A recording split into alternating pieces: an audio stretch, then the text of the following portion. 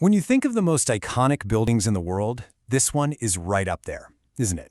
The magnificent Taj Mahal in Agra, India. But today, we're going to go deeper and uncover the real story behind all that marble. We all know the famous story, or at least we think we do. It's the ultimate romantic gesture, an emperor's grand tribute to his favorite queen, a symbol of eternal love carved from this incredible ivory-white marble. But what if that story of love is just the beginning?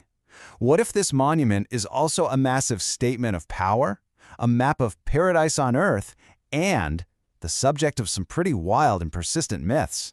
Well, we're going to peel back all those layers and get to what's really going on. So, first things first, we have to start with the love story. To really get the Taj, you have to understand the heartbreak that basically gave this entire monument its soul.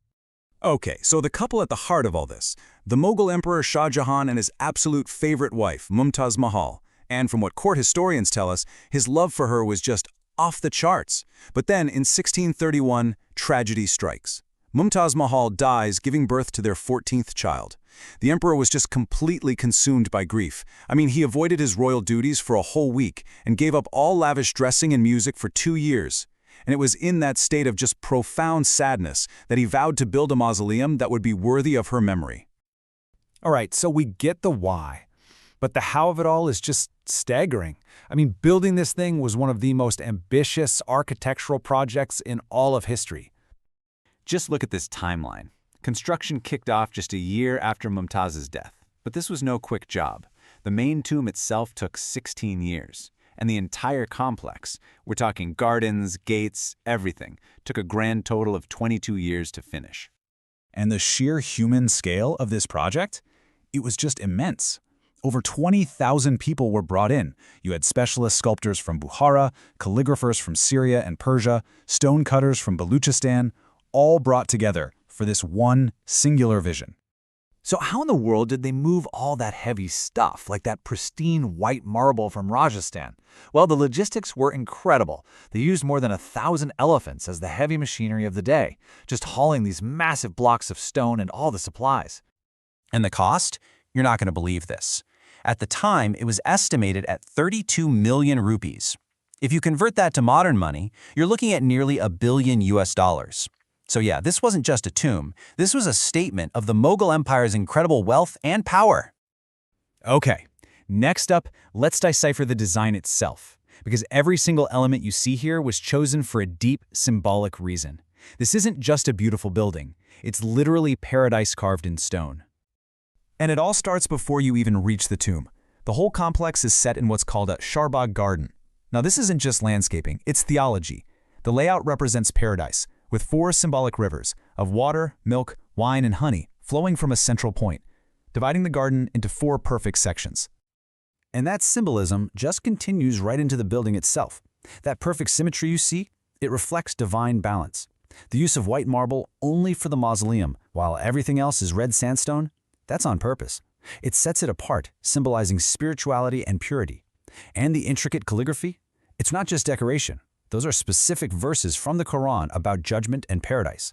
And that massive central dome, it's a double symbol, both the throne of God and the might of the Mughal Empire.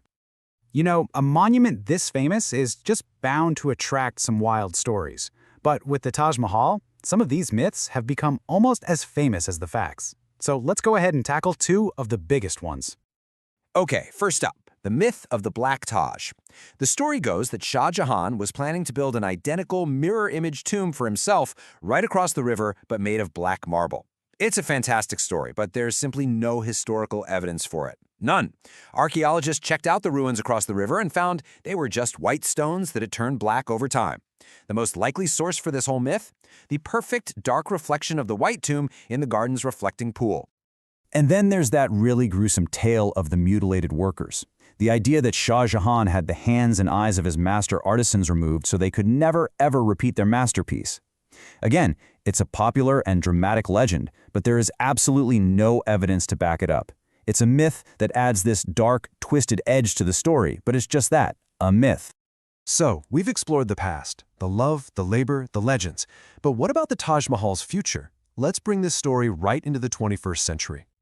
The monument's global importance is completely undisputed. I mean, back in 1983, it was designated a UNESCO World Heritage Site, recognized as a masterpiece admired by everyone. It's protected, it's revered, and it is an icon of India. But you know, being a world-famous icon comes with its own set of problems. The very same world that admires it so much also poses the biggest threats to its survival. The biggest threats today? Well, that pristine white marble is actually yellowing thanks to severe air pollution and acid rain from nearby industry. The Yamuna River, which is a key part of the tomb's design, is drying up, and that's causing the wooden foundations to become brittle and potentially unstable. And finally, just the sheer number of tourists, we're talking millions every single year, puts a huge strain on this ancient structure. So when we look at the Taj Mahal, what are we really seeing? Yeah, of course, it's a monument to love, born from an emperor's grief. But it's also a staggering display of wealth and imperial power, a detailed architectural map of the afterlife, and now a fragile masterpiece that's battling the modern age. The story the marble tells is so much more complex than just a simple romance. And maybe, just maybe, that's what makes it truly timeless.